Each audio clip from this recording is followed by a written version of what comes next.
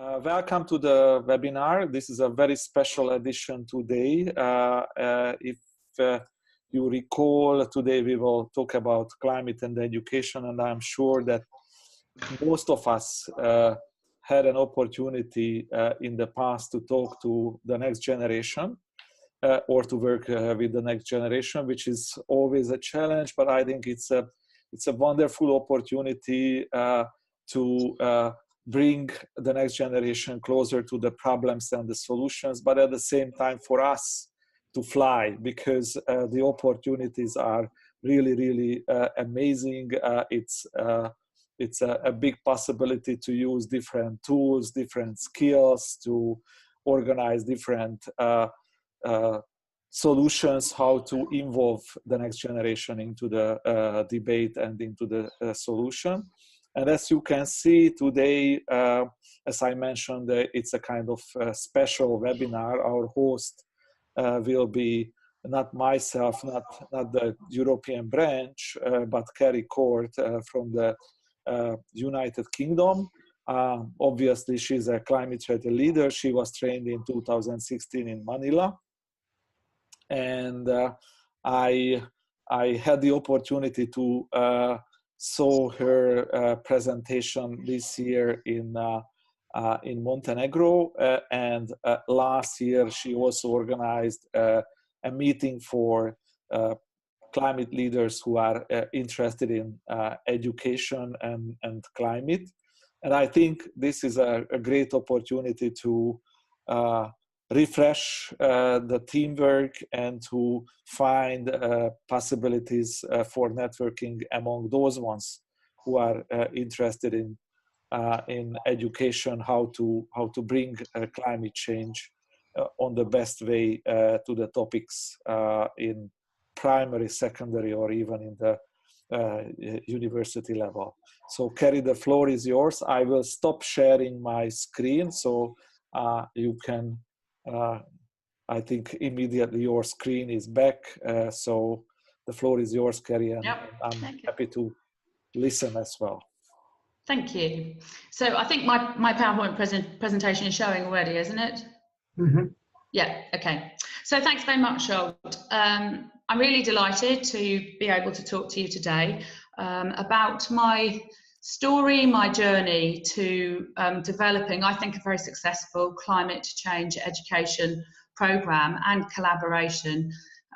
Most of my focus really is actually on this year and what I've been doing this year, but I wanted to just give you a brief background, actually, which I was talking to Ben about just now. So it's my story, it's how I began, it's the climate education program and collaboration really from this year. And other engagement opportunities that I've found over the last few years that have helped me to reach out to schools and teachers and children's groups. And then I want to finish on funding and the future. So how it all began in 2012. I actually, at that point, so a little bit prior to these photos you see now, at that point I had a 2-year-old son. I was the director of a marketing and communications, video communications company, a family business, and I had a 2-year-old son. I've always been an environmentalist, but I watched An Inconvenient Truth, a number of other films, went to a talk from someone who's now one of my best friends and inspirations behind me, and I got quite depressed about future for my son and future generations. And I just thought I've just got to do something about this. So my mission started. I must leave this planet having done everything within my power. So I set up Sussex Green Living, environmental awareness and education. In the early days, it was me, and it was my son, and it was my husband, who you see there, and we went out to events to engage with the general public, offered to give talks. We sold things that were recycled and upcycled and talked to people about environmental conservation. But it started with me and at events, the backing of my family. Gradually our network grew, which was always my intention, to build a network of families, greening families. And these are just some of the photos over the years. Really in 2016, 2017, the network really grew. I had lots of people saying, oh, I really want to help you, love what you're doing, Carrie, but I don't know how I can help you. And really the Horsham Repair Cafe grew, was launched in 2017, and lots of people help us, not specifically in education, but many of them actually helped to open doors for me in education. But yeah, basically my point here is our network is growing and growing every single year. There's probably about 55 volunteers that work with us on our environmental education and awareness. Yes, life-changing opportunity to go and train. It was Jenny Edwards, who's in the centre of the photograph, top left, who's probably online, who told me about Climate Reality. And yes, my environmental education and awareness talks and work in schools went up a gear from 2016. Really, it was the training with Climate Reality and this competition, which was WWF in 2017, ran the Future We Want competition for schools. It was a climate challenge competition, and I got my son's school involved, and that is my son's climate cartoon at the age of 8. Didn't think he could draw. He won their Key Stage 2 climate education competition. And it was then really that Adam and I thought, well, actually, we need to give children a voice. We need to formalise what I've been doing and package it in such a way that we can go and deliver climate change education in a sort of age-appropriate way. Predominantly, I go out into primary schools. So it was really, yes, Climate Reality training, that competition, that spurred me on to set up the Climate Reality Education Group that ran throughout from about March last year to about September, I think. We had lots of Zoom calls, lots of Skype and Zoom calls to share best practice, share ideas. Schultz got bombarded with proposals for climate change education for Europe. And I, no doubt, Schultz very rightfully sort of bounced it back into my court, and we decided that I would actually do a trial in West Sussex. So it was really working with this group that I actually, formalised the climate, environmental education that was running. Oops, sorry, went in the wrong way. So by October 2017, I thought, right, okay, I'm going to run a pilot.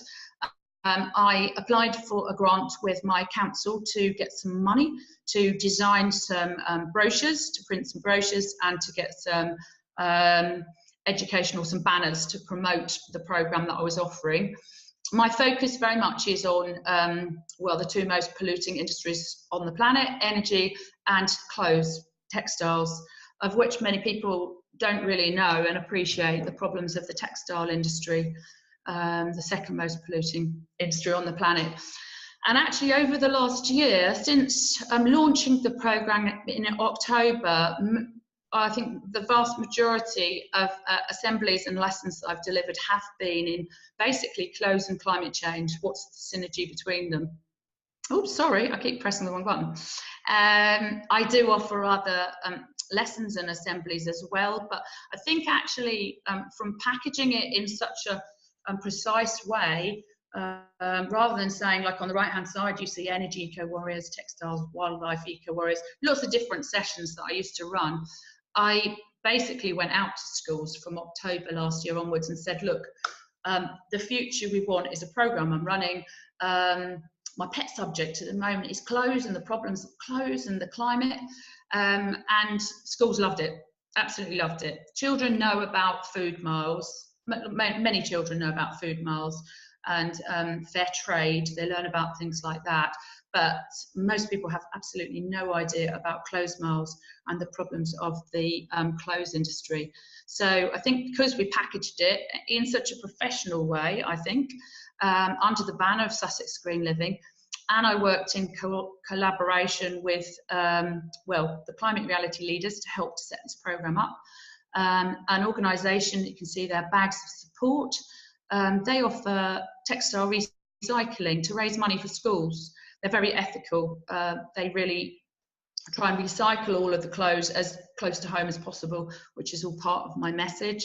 And so I've worked in partnership with them. They've helped promote me, I've helped promote them. And actually, hopefully in due course, there's some funding coming through from them. And I've also been promoting the Less CO2 programme, which I'll come on to in a second. I just put one slide together to show you, you can probably imagine, but to show you how I've woven together the subjects of, here I've not called it Textile Eco Warriors, I've called it Clothes and Climate Change. But when I'm talking to primary schools in particular, I don't actually call it Clothes and Climate Change. I talk about Textile Eco Warriors.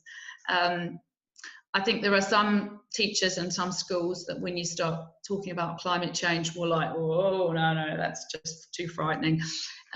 Whereas if they love being an eco warrior, as most of you I'm sure know, and if we say, well, actually, you can be an eco warrior in relation to your clothes, do you want to learn how you can help the planet in relation to the clothes you wear? And of course, the schools are really keen. So the title slide there I have changed, but basically I show them a video. I start with Planet Earth, as we do really, many of us, when we do our climate reality presentations. Then I show them a video. She's alive, beautiful, finite, hurting. It's a very pacey 3-minute video. It starts with some of the most beautiful places in the world, places that many of the children will never get to see. And then it actually moves through and it shows some severe weather events. And but it moves on in quite a pacey way. And every school I've been to said it's absolutely fine, and the teachers have been quite surprised and shocked themselves. So it's been quite a wake-up call for them. I don't go into lots of details about the stats and facts, but I do show them the temperatures, the severe weather event graphs on the middle left slide, the uptake of fossil fuel and the population growth. And we just talk about, what's in synergy between those 4 charts. And then we look at the problems of water, the transportation, closed miles, dyes, pollution, chemicals going into the water. But the main focus really is on the closed miles. So there's a map there, and we tell a story about how a t-shirt, from being grown in Texas to being made all around Asia, going to the UK to be sold, and then very often, because it's put in a textile bank, ending up in Kenya, how that t-shirt has travelled 21,000 miles. We talk about how it's travelled in a cargo ship using fossil fuel. And then I basically show them the carbon cycle. So the primary school children will have learnt about the water cycle, and the carbon cycle, of course, is not dissimilar. So really, once they've seen the carbon cycle and they've understood that clothes have travelled 20,000 miles, 31,000 miles, they realise and they understand the problems of too much carbon and water. So that slide really was just to show you how I try and stitch together the message of climate change and something they can do something about. So we obviously talk about solutions. Many of you might not know about the Ashton Less CO2 programme, which is an energy efficiency programme. It's a charity. There are probably 2, I don't know whether James is on the line, there are probably 2 or 3 climate reality leaders that are employed as mentors or employed at Less CO2. It's free to schools. You have to get a cluster of 11 to 15 schools in any one geographical area to get this programme to run. But it actually saves about £2,600 in money from the energy efficiencies that are embedded within the school, and about 10 tonnes of carbon in the first year. And it's free. But this programme has never run in West Sussex. It's run in all the surrounding counties very successfully. So I was determined to get this. And I was actually employed as a mentor on the first programme in West Sussex, which took place, the first of 4 workshops took place in September. And 4 workshops run throughout the academic year. So I'm helping to support that programme. That's a little bit, go online and have a look at Less CO2, get it going in your area if you're not already. Absolutely brilliant. That's the textile recycling company. It's based in West Sussex that I've been working with that programme. And as part of the Future We Want Less CO2 programme, this year I've actually also been working with the Rotary in my hometown. And the Rotary wanted to run a school competition, which they run every year, and they wanted to, rather than gardening, which is what they normally focus on, they wanted to do something environmental. So I planned a competition. They promoted the competition to all the schools, which you can see down the left-hand side. They promoted the competition and they promoted the lessons and assemblies introduced to me. And as you can see, most of the schools, apart from the 4 down at the bottom, most of the schools have actually engaged with this programme, the competition and the lessons, assemblies, textile recycling, and the Ashton programme as well. So, and we challenged the children to make head out of upcycled materials, which I also took to Montenegro that Scholt was talking about earlier. And we had about 7 schools that paraded with the Future We Want carnival procession with electric cars. So that was really, really successful. A great way of actually me getting out to deliver the programme to many local schools, with them promoting me. This year, more than last year, I've found lots of competitions, environmental competitions that schools can engage in that the children love. It helps them to study and embed environmental education, and many of them have got a prize at the end of it. So I got involved, and so did Jenny, with the PA, the Raspberry Pi, which is a little miniature computer competition. And oceans are not rubbish, lots of ways of engaging. This is one of my green teams from my son's school, and my son in the middle there as well. And they invented, you see the traffic light down in the bottom of the picture, an ethical sustainable clothes detector. So it's a game that we play when I go out and do my lessons and assemblies. They invented it, and they won £1,000 for their school through the Better Energy Schools Awards. So by getting schools and children raising their awareness about competitions that are going on out there, I've been able to go in and say, right, can I go and do an assembly to help the children to focus on that particular competition? So any of us can do this. I have, over the last 3 years, actually gone along to STEM fairs, which I don't know about abroad, but certainly in the UK, science, technology, engineering and maths. The government provide funding in each area for, in our area, University of Brighton, to run STEM fairs, events where people go along, give talks, have stands, talk to children about careers that need science, technology, engineering and maths. And I've, yes, been along for the last 3 years. Jenny Edwards has helped me on the stand at the Big Bang at the South of England Showground. But that's another great way, not only of conveying a message to, well, at the Big Bang, I think there were about 10,000 children that came through that fair. It was over 2 days this year. There's some children there, and I've said, look, I'm quite happy to come out and do a free assembly and free lessons. Here are my details. And so as a result of that, I've been able to go and deliver a lot more assemblies and lessons. And last year, as well as this year, I've actually helped to coordinate climate reality leaders in the geographical areas mentioned on that slide, who have gone along to support an Inconvenient Sequel that has been shown, screened as part of this 1-week film festival.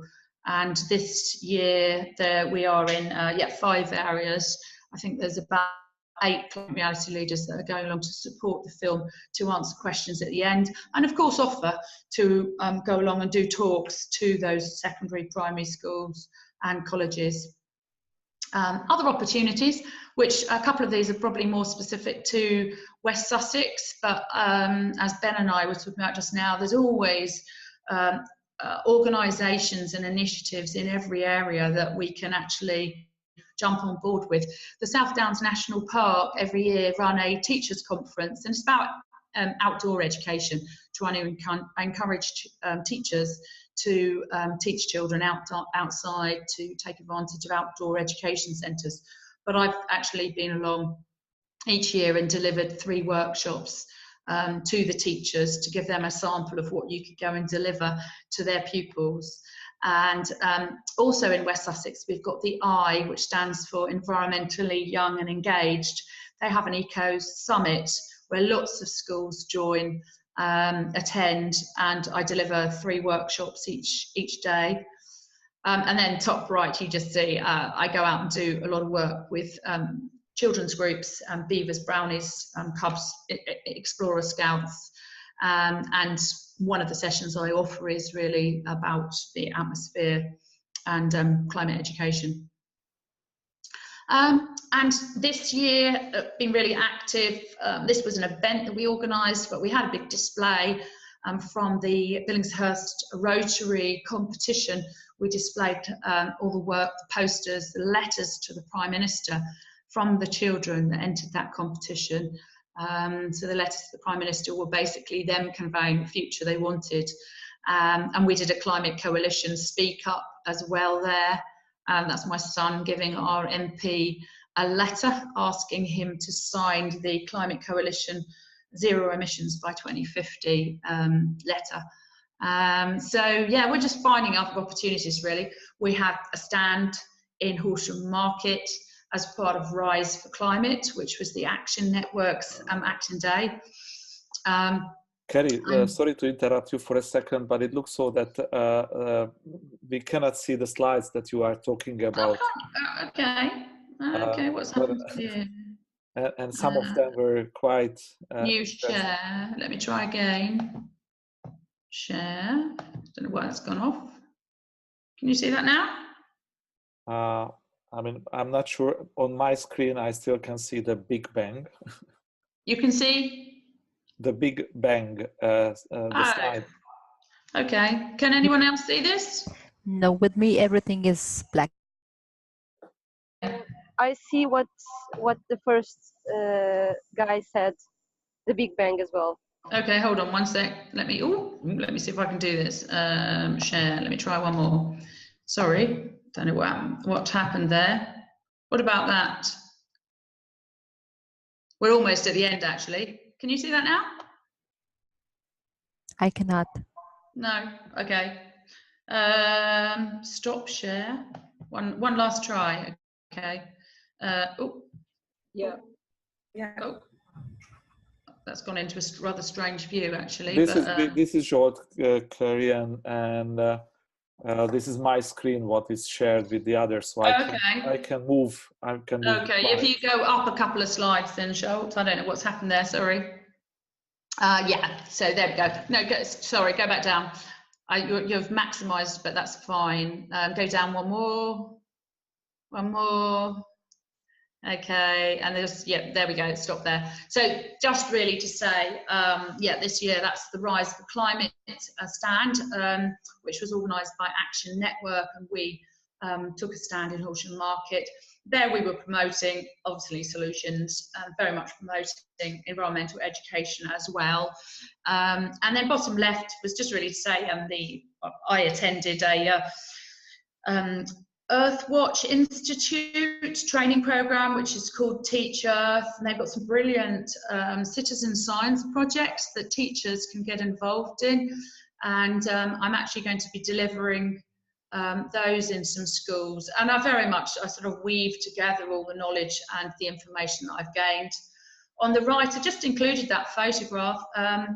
That was after my Climate Coalition Speak Up. I followed up with my MP, who's standing in the middle, and on the left-hand side, an organisation called Hope for the Future. And the Climate Coalition introduced us to them. They're a brilliant, brilliant organisation that support people with speak-ups with their MPs. And they were really, really good in sort of preparing me for that meeting and holding my hand to try and get the best out of my MP. So they are there and available to support any climate reality leaders. And then I think, Scholt, I'm almost done. Yeah, and the next slide, just to say, yeah, we've been nominated for and won some awards this year and previous years. And again, you know, it's wonderful to be nominated. They're great ways of getting PR and to raise the profile of climate change and environmental awareness. And then what have we got here? Yeah, other collaborations. These are the banners actually that the council actually ended up paying for as part of our grant that we applied for. And on the right hand side there's a couple of banners. If you go up slightly you'll see I actually work with one of the climate reality, there are two climate reality leaders who actually run an organisation called Big Clean Switch, which you can't really see, it's on the right hand side. They offer a switching service to 100% renewable energy providers, and I've got a website and I promote them. I've got a collaboration with a solar company as well. If I refer people through to them, they give me £100 towards my environmental work, which is great. And they're a brilliant company. And then I think, Scholt, I think this is almost just lift a tiny bit for me, please. Oh yeah, and that was just, yeah, the climate, the Horsham Repair Cafe, not specifically education, but Saturday of every month we've got, as I said, about 45-50 volunteers. There's another climate reality leader, top left, Laura, who I introduced to the climate reality program. She comes along and helps. We're there actually, yeah, switching people to renewable energy, fixing things, talking to them about climate problems, climate solutions, and promoting climate education. And then I think, Scholt, it just goes back to the very first slide. Oh, yeah, funding the future. Yes, we have, we've been for the Horsham, oh, sorry, you're right to the very, yeah, go very much to the end. This next slide is really just to say, the Horsham Repair Cafe, we've actually been successful in landing a number of grants to help us. With climate education, I am offering to go out free of charge to do these assemblies and lessons. It's the only way. If I charged in West Sussex, I don't have a job, by the way. I gave up my career, I gave up my directorship in the family business to do this full time. So yeah, really, my husband will divorce me, I keep saying this. I should be charging to go out and do my assemblies and lessons, but I know if I did, they wouldn't happen. So we have actually just applied for a grant with through Rampion Wind Farm. I'm really hopeful we're going to get it. And that will fund me, a salary for me, to go out and deliver 30 assemblies and lessons in schools in the areas that are affected by Rampion Wind Farm. And I wanted to mention as well to other climate reality leaders that want to do climate education, but perhaps do need to be earning money. There is a fund, the Tesco's Bag of Help. We were very successful in landing that for the Repair Cafe. And they keep saying to me, Carrie, you really must apply for your environmental education. So Tesco's Bag of Help, they will actually, issue grants for areas around some of the big Tesco's stores. So if you want to do climate education and you need money, that's a good source to go for. And then I just wanted to say, really, to sort of almost conclude, since packaging the environmental education with the brochures and offering the assemblies and the lessons, the majority that I've done have been closing climate change, or as I say to the schools, textile eco-warriors. Since packaging it in that way, working in collaboration with the Rotary, also going and delivering presentations at locality head meetings, where all the heads from all the primary schools that feed into one secondary school, they have meetings. I've gone along to 3 locality head meetings to present my offering of less CO2, of the textile recycling, and my assemblies and lessons. Since doing that, I've actually, last year, I delivered about 30 sessions in schools, lots of other talks for adults and things, but probably about 30 sessions in schools specifically. And this year I've done 20 Textile Eco Warrior assemblies, 40 lessons to Key Stage 2 children, and about 25 lessons to other groups like after school clubs or other types of educational groups. So I've actually really, well, what have I done? More than doubled my impact in schools. And I have, I've shared my presentation, which I'm more than happy to do. I've also worked with a deputy head from in America, Indianapolis, and she's the deputy head. She works with 12 to 15-year-olds. I've shared the Textile Eco Warrior sessions with her. She has delivered it to her 12 to 15-year-olds. They said it was the most meaningful work they've ever done. And they are really embracing climate change, climate action around clothes, which is brilliant. And one of the other groups I'd like to sort of introduce at this point and sign off is Ben Cudden and Vivina Vincent Vijay.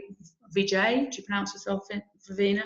Ben and Vivina. Vivina is a climate reality leader.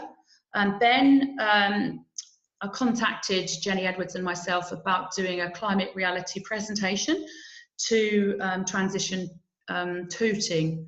I didn't go in the end, Jenny did, but we discovered that Ben was really, really keen on climate education. So I suggested Vivina, who lived nearby, went along to the presentation that Jenny did to meet Ben. And they've actually developed a collaboration. They were both involved in some of the later Zoom calls from the Climate Reality Education Group that we were running last year. So I know that they've developed a climate education program in South London, and I know that they'd like to speak. So that's me. I don't know whether before Ben comes online, anyone wants to ask any questions, or whether how you want to play it. Any questions? No? Or shall I introduce Ben and Vivina, whoever wants to take the floor? Yeah? Yes. Have we got, who have we got there? Vivina or Ben? They said they were going to be on. Let me have a look. Oops. Oh, sorry, this is your screen I'm looking at here. Is Vivina there? Steph's there? Maybe Ben and Vivina are maybe not on. Can't see them. Okay, maybe they didn't make it. So I don't know. Does anyone else want to speak about anything else that they're working on? This is Suzanne from Stockholm. I'd like to ask a question. Mm-hmm. So first of all, Carrie, thank you very much for your presentation, and it was very inspiring. And my question is regarding food waste. I work for a global company that just launched a program in conjunction with the United Nations, and they're focusing on food waste education and in relation to how it contributes to climate change. And they're focusing on children between the ages of 9 and 14. And I'm just wondering what you think about focusing on food waste, since it's under 7% of the, in terms of contributing to CO2 emissions, one of the lower, on the lower, spectrum. What's your take on that? Well, I am actually trained as a voluntary West Sussex County Council Waste Prevention Advisor. They've got a really big push on food waste at the moment. I guess if they're going to resource it, then obviously there's no harm done. But what I have failed to actually mention is, as well as focusing on the clothes and climate change, I am actually currently developing one that focuses on the oceans in relation to climate change, because that is such a hot topic at the moment. everywhere, I don't know about anyone else, but certainly every primary school, every secondary school that I go into, there are displays where children are so shocked, from Blue Planet and Drowning in Plastic to amazing documentaries that have shocked the world. They have got displays about the problems of the ocean, and for me, I think I'm going to ride the tide. I'm getting on board this wave, and I'm going to travel as far as I can with it. So if people are interested in the oceans, and they're more open, they're more likely to say, oh yeah, well, we'd definitely like you to come in and talk.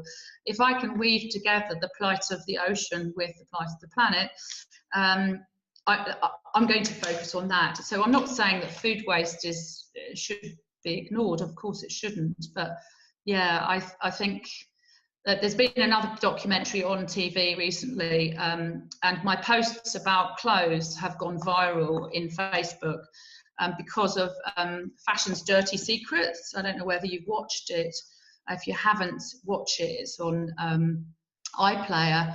So certainly in Facebook, and I've got an army of people that work in Facebook with me to share posts and reply to people. Anything that you put on there about plastics, single-use plastics, the ocean and fashion have gone mad. So I'm going to ride the tide and go with those subjects and weave in climate change. Okay. Thank actually, you. this is Zsolt. If I may add something in connection with food waste, and I think it's very interesting. It's a very interesting topic. Obviously, it depends country by country what should be in the focus.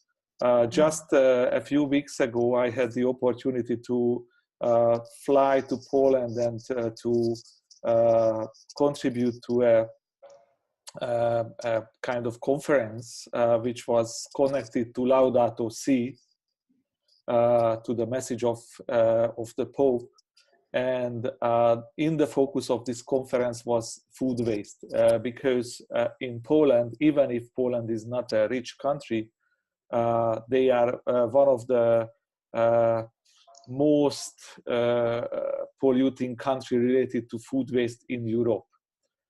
So I would say that if you feel that in Sweden or in the region food waste is a relevant topic, I think that's an amazing topic. You can also bring into the solution not only slides, but maybe real food, sharing some recipes, some ideas.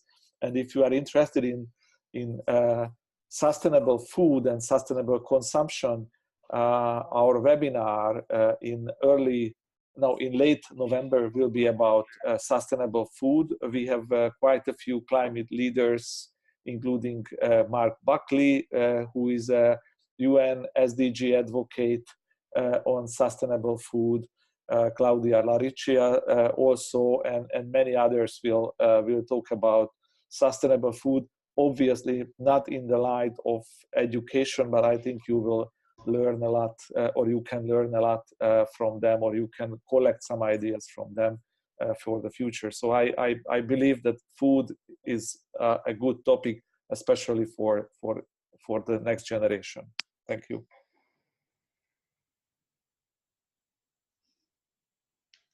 Do I go off for happy hour now?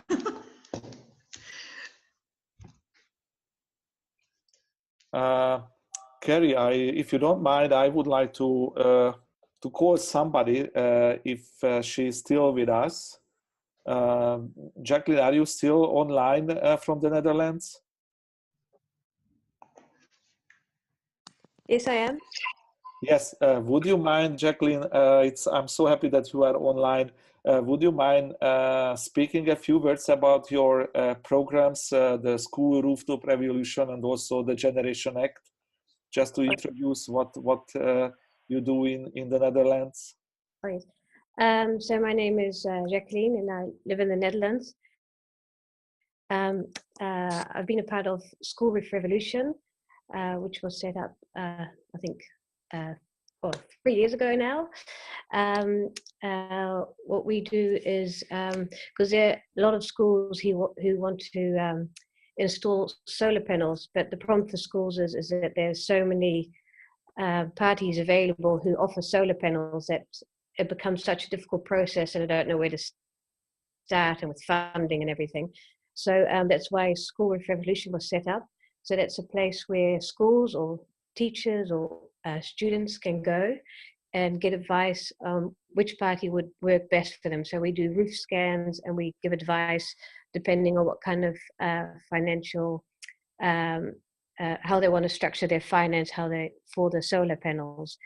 Next to, of course, the solar panels is kind of a way in for starting education on climate change and getting the children excited about solar panels. But then we're now working together with a new program manager, and she's focused on primary schools, and it's called School Day. I just have to translate it. School Day of Sustainability, and she focused on the global goals. So she's got programs all around the different goals of the United Nations. So I think Corey, it'd be interesting to Kerry, sorry, be interesting to talk to her one day. I think just be interesting to see the different programs she set up here and her experiences. And I think you do a lot of interesting things that might be interesting to her as well. So I think that would be really nice. So I'll introduce you to each other. And anyway, she's very successful in Holland and rolling out her program slowly but surely in Holland. So we, under School Roof Revolution, we had another idea because we were focusing a lot on primary schools, but not education for high schools as yet, as we find it quite difficult to find quite comprehensive programs. There are a lot of small ones, but we haven't found one comprehensive one yet. So we thought of Generation Act, which we launched 2 weeks ago, or 3 weeks ago. And Generation Act, what we did was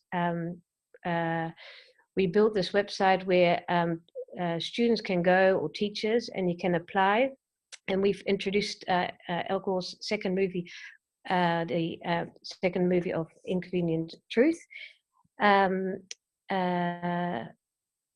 So we launched 3 weeks ago in 5 high schools and one university.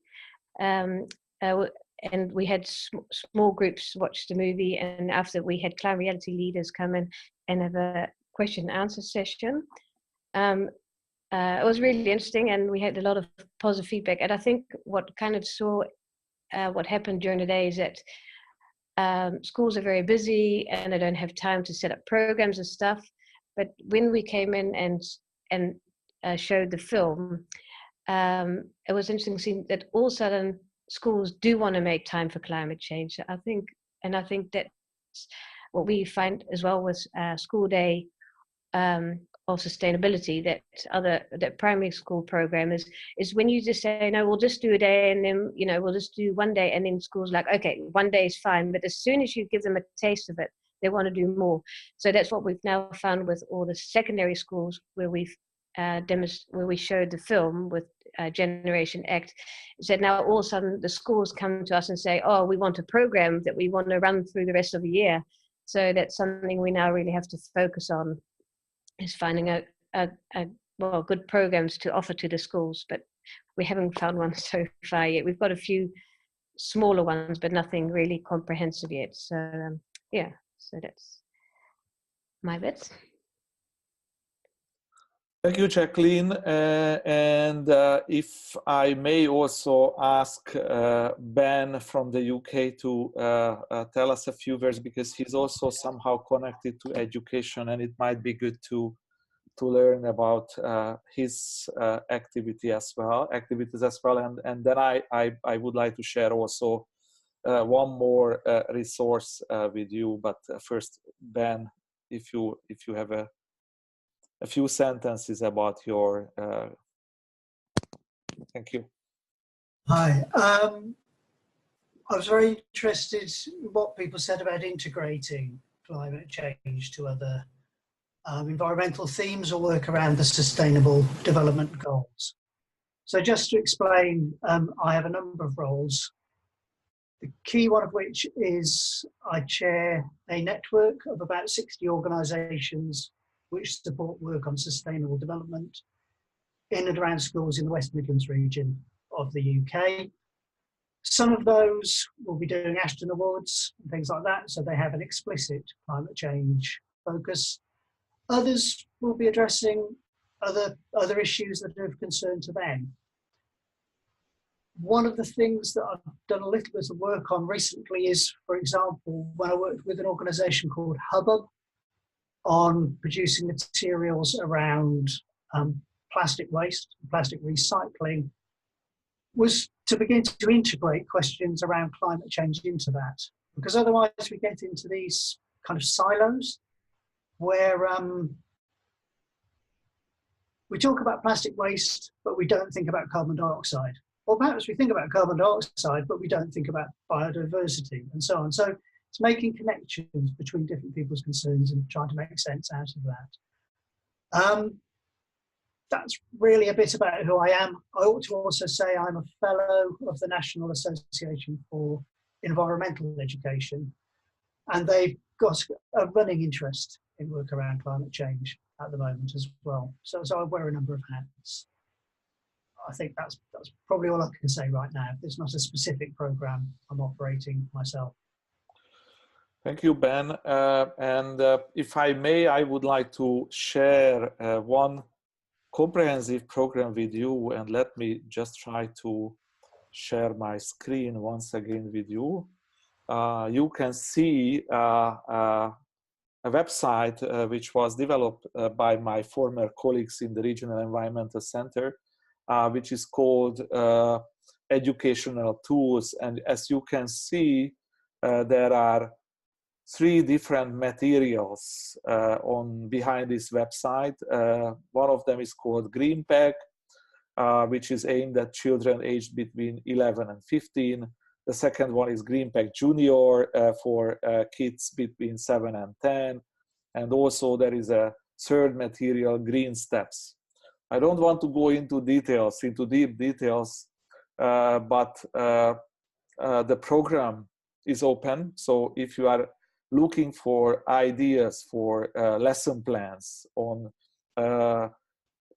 issues connected to sustainable development or specific environmental problems, you can easily find here lesson plans, and the lesson plans are available in several languages, mainly in Central and Eastern European languages, but always in English.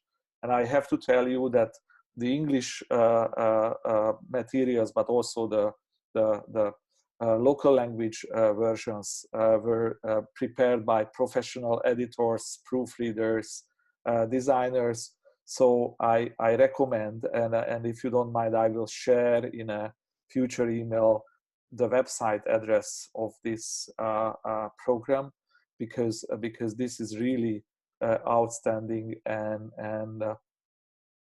a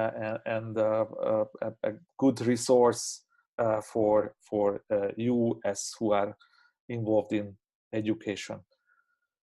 So I mention actually, Scholt, to anyone in the UK, it's probably not relevant outside, but the organisation that I mentioned, Hope for the Future, they actually offer to go into schools. They apply for grants, and they offer to go into schools and secondary schools and teach the secondary school. I'm not sure, I think it's like a day-long program. I don't think it's any more lengthy than that, but teach the pupils about some of the problems of the environment and how to get the best out of their MPs, how to approach their MPs, how to organise hustings, how to increase the ambition of their MPs, raise awareness.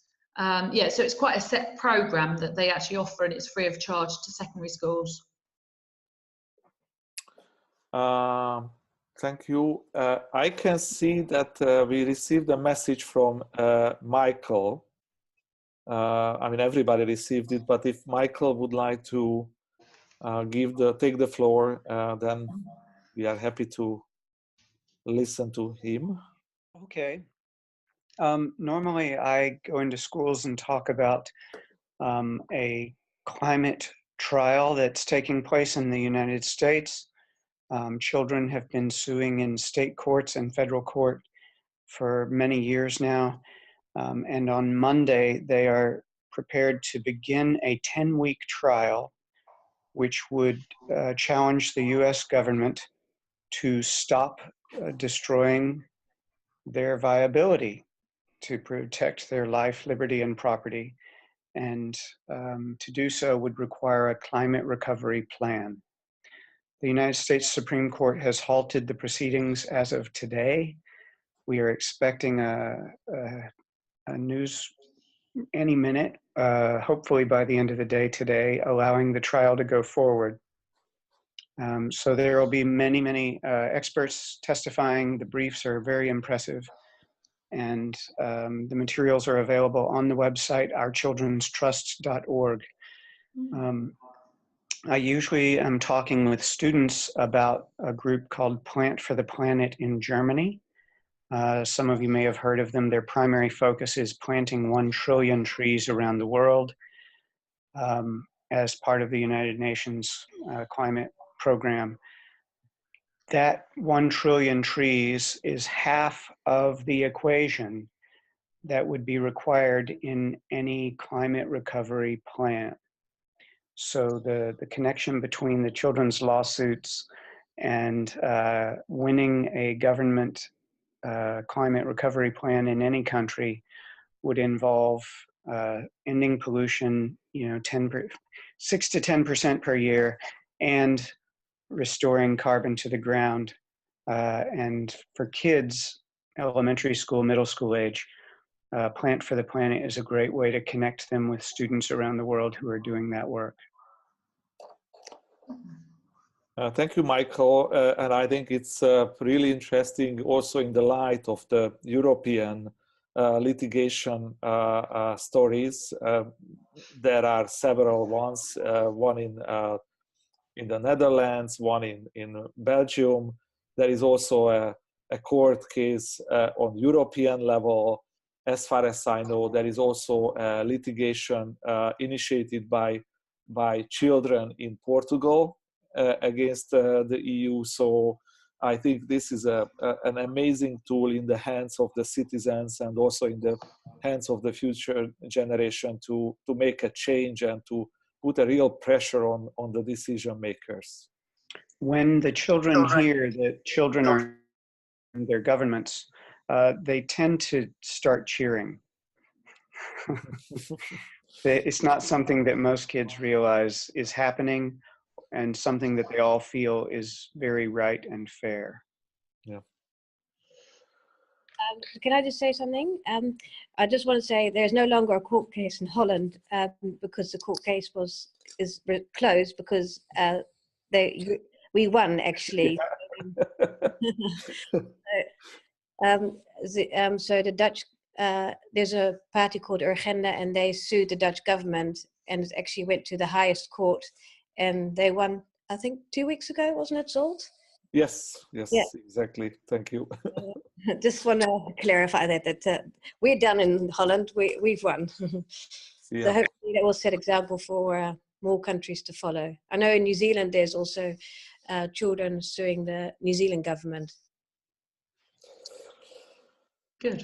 Okay. Any other question or comment? If not, I have another question from sure. Sweden. How is the latest IPCC report, which is saying we have until 2030 until we have runaway climate change, how is that report affecting your teaching? Or how are you, because especially when you're talking to children, if you're talking to them about recycling clothing, I mean, that's nice, or food waste, that's nice, but we only have 10 years basically until runaway climate change. So how do you approach that? You're asking me? Or anybody on the call? I haven't actually delivered an assembly and the Future We Want assembly and lesson since that report.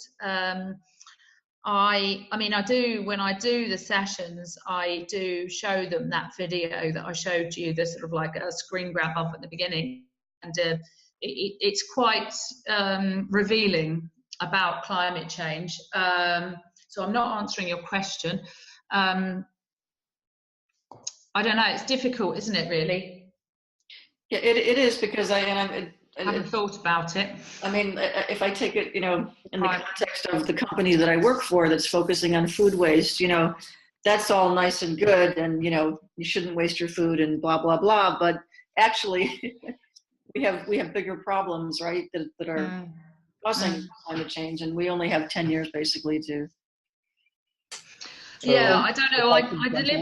I delivered my work, my sort of lesson and assembly. I combined the two. I had half an hour in a private school, a very influential private school, last week.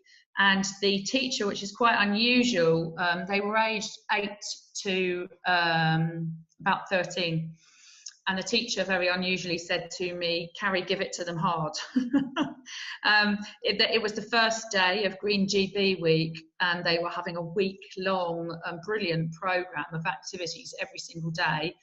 And he said, "Tell them what's coming, Carrie, and make it clear." That's the first time a teacher has ever said that to me. So I probably did go into a bit more detail. I didn't talk about the IPCC report. I don't know, I suppose we have to think about it. I've been giving the living daylights out of them. I'm going to interrupt just for a second. I've been giving very specific climate prescriptions at all school levels for several years, and the 10-year thing is not out of line with the kinds of things I've been talking with students. Using that specific formula from the research supporting the Children's Trust lawsuits, we need to be cutting emissions somewhere between 6 and 10%, and we need to get 10 or 15 years worth of human pollution back into the soil.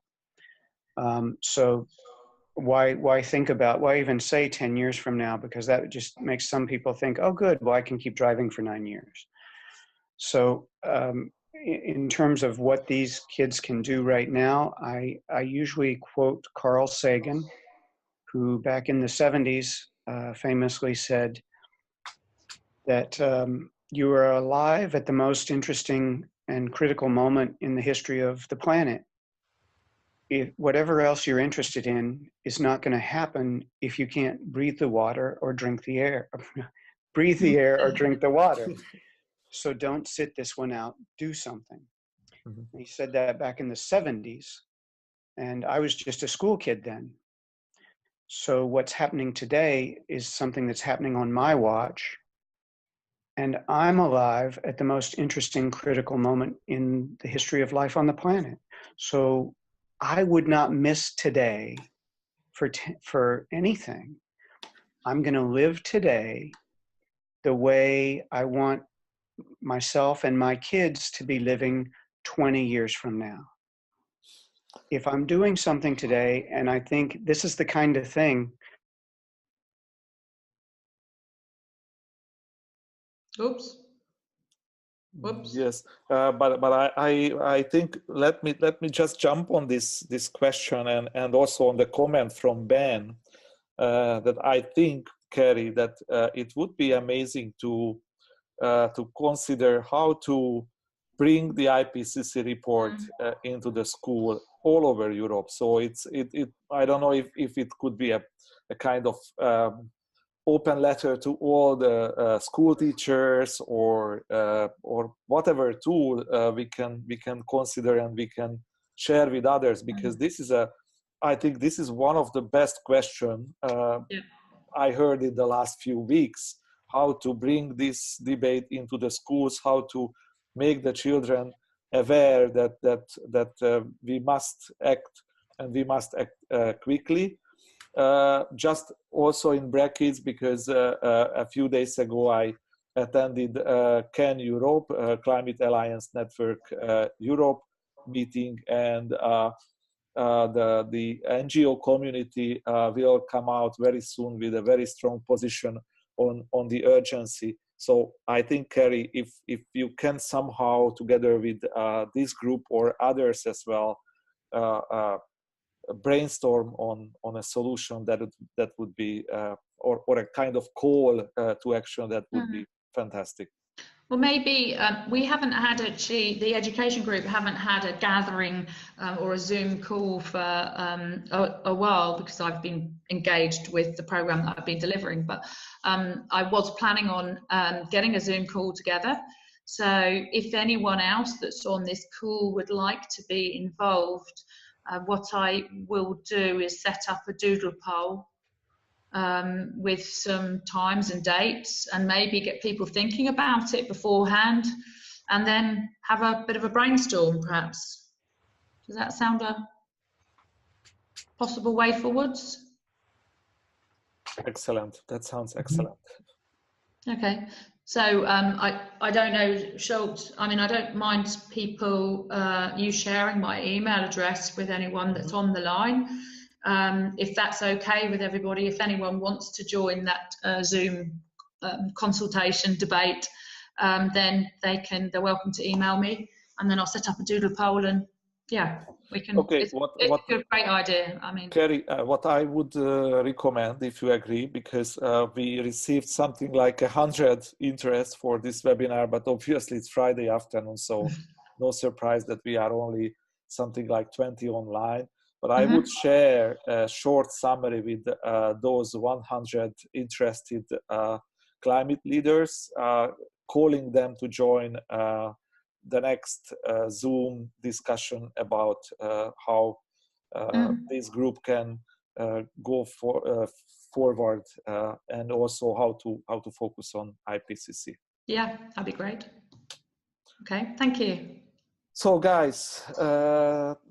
Thanks a lot. I can see that everybody has an idea, from